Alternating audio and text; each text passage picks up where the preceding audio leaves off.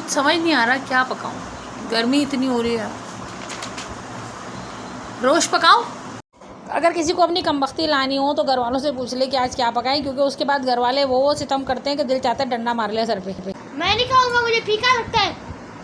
दौरा पड़ा था मुझे जो सबसे बारी बारी पूछ लिया। मसाले वाली कोई चीज़ बने तो मैं नहीं खाऊंगी। अरे भैया यहाँ तो एक से बढ़कर एक नमूने पड़े हैं और इन सबको मसाले ठूसने। एक तो कराची में बिरयानियाँ कौरमे कढ़ाइयाँ खा खा के ना सब ऐसे हो गए मसालेदार आइटम बम।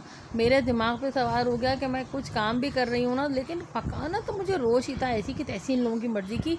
अब मैं मॉडल से जब फ़ौरन मासी बन गई, लेकिन उसके अंदर भी मेरे सर पे यही मसला सवार रहा। काम करती रही और झाड़ू से मैंने सारी सफाई भी कर ली। उसी झाड़ू का जब डंडा मेरे सर पे कस के लगा तो मुझे एकदम ख्याल आया कि मैं इस गोश्त को कराची स्टाइल में भी पका सकती हूँ। और बिलाखिर कहानी में ट्विस्ट ला के उन्हीं मसालों से मैंने रोश पकाने की तैयारी कर ली। मसाले सारे वही हैं। मेरे भाई लोग नाराज़ ना हो कि भाई हमारे रोश का ये हाल कर दिया।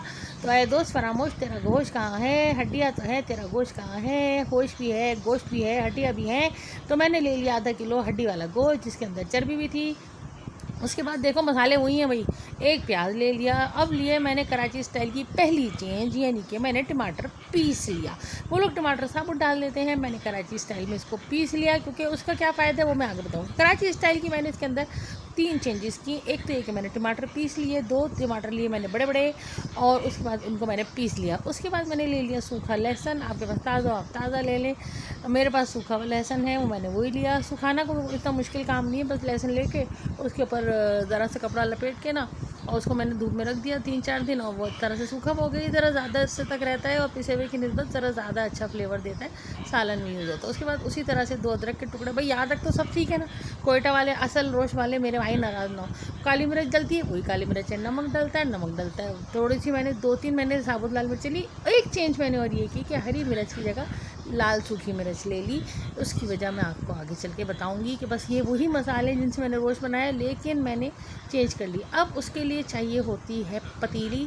पतीली आपके पास मिट्टी की हो बहुत अच्छी है, हमारे पास मिट्टी की नहीं है। हमारे पास हमारी ये छोटी सी हांडी है, तो फिर हमने हांडी में गोश्त डाल के उसके बाद उसके अंदर हमने वो सारे मसाले डाल दिए। अच्छा, बहुत सी रेसिपीज़ में मैंने देखा तो पागल बना रहे, बोलने पहले ये डालिए, पहले अबे भाई सब डाल दो।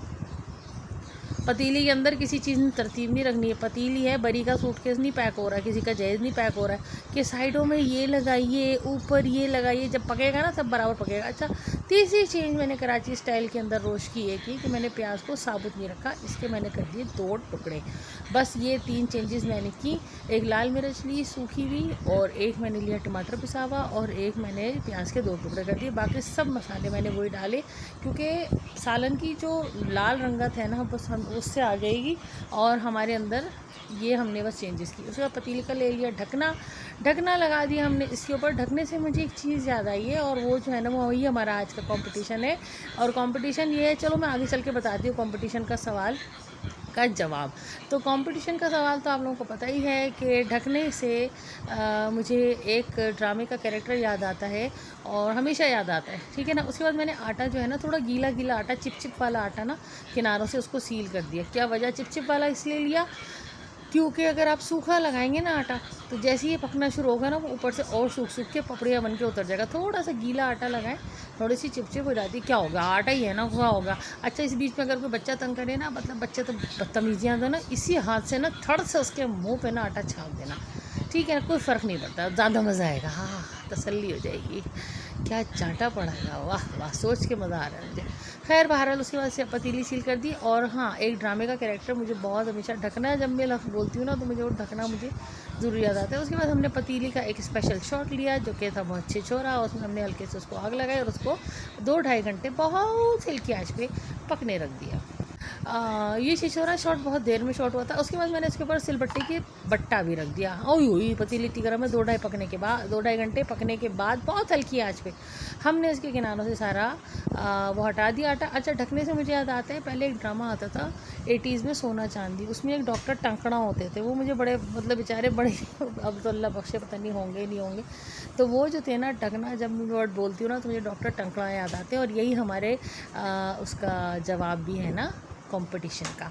और आप लोगों को पता है कि कंपटीशन होते हैं और लाजमी इनाम भी मिलते हैं, और वो कंपटीशन अब मैं हर रेसिपी में कोई ना कोई कंपटीशन रख रही हूँ।